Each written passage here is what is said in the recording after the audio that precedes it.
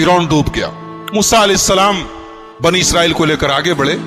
आगे पहुंचे तो अल्लाह ताला ने मूसा अलैहिस्सलाम को कूहे तूर पे बुलाया और कहा कि ऐ मूसा, हम तुम्हें अपनी किताब देंगे, तुम्हें कुछ खास अहकामात देंगे, उसके लिए तुम्हें तूर पहाड़ के ऊपर आना पड़ेगा। और 40 दिन तक मूसा अलैहिस्सलाम तूर पहाड़ पे थे। और आपको एक बात बता दूं मैं कि मूसा वो इकलौते नबी है जिनसे अल्लाह ने डायरेक्ट बात किया है। किसी फरिश्ते का बीच में वास्ता नहीं था, अल्लाह ने डायरेक्ट बात की है मूसा से।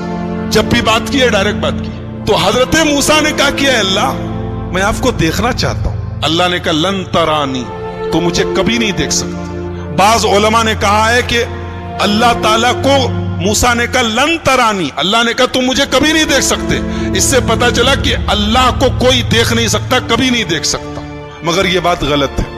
दुनिया की आंख से अल्लाह को कभी नहीं देखा जा सकता, लेकिन आखिरत में लोग अल्लाह का दीदार करेंगे। जन्नती जब जन्नत में जाएंगे तो अल्लाह ताला का दीदार करेंगे। ये कुरान से भी साबित है और हदीस से भी साबित है। तो दुनिया की आंख से कोई अल्लाह को नहीं देख सकता। हमारे नबी सल्लल्लाहु अलैहि वसल्लम भी जब मेराज पर गए तो सही बात यह है कि आपने अल्लाह को नहीं देखा, आपने अपने रब का दीदार नहीं किया, जैसा कि बुखारी की रिवायत थी। तो अल्लाह ने कहा कि मूसा, एक काम करो, तुम इस पहाड़ को देखो, इस पहाड़ के ऊपर हम अपनी तजल्ली उतारते हैं, तुम इस पहाड़ को देखो। अगर ये पहाड़ अपनी जगह बरकरार रह गया तो तुम मुझे देख लोगे।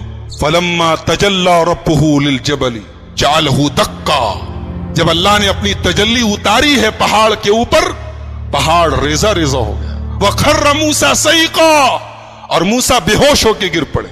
जब मूसा होश में आए तो कहने लगे अल्लाह, मैं तौबा करता हूं, अब आज के बाद मैं ये ऐसी डिमांड नहीं करूंगा, ऐसा मुतालबा नहीं करूंगा, मैं तुझको देखना चाहता हूं। जब मूसा अलैहिस्सलाम तूर पहाड़ से वापस गए तो देखा उनकी कौम ने बछड़े को अपना माबूद बना लिया। उनकी कौम में सामिरी नाम का एक आदमी था, उसने सोने को पिघला करके एक बछड़ा तैयार किया और उस बछड़े के अंदर ऐसा कुछ सिस्टम बना दिया कि जब हवा चलती थी तो बछड़े से आवाज निकलती थी। तो बनी इसराइल से कहा उसने कि यही तुम्हारा खुदा है, और इसी से मिलने के लिए मूसा गए।